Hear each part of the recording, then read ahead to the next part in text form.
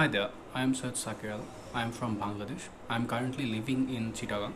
I am a fifth year medical student of Southern Medical College and Hospital in Chittagong. This pandemic has been hard for everybody, whether an employed person or a student. It became worse with pandemic due to it made the economy stand still.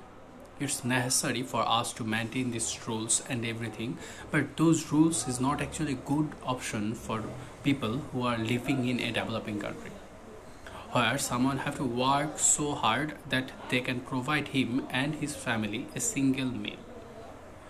I joined this program so that I can talk to people, learn what was most needed during this desperate time, so that I can make changes for them whether by advocacy or by policy making.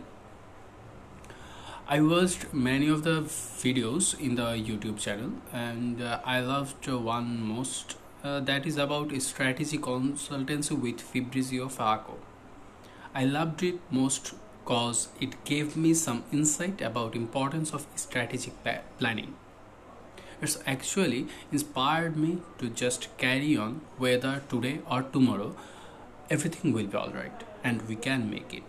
And I would suggest it to my friends to watch it. আসসালামু আলাইকুম।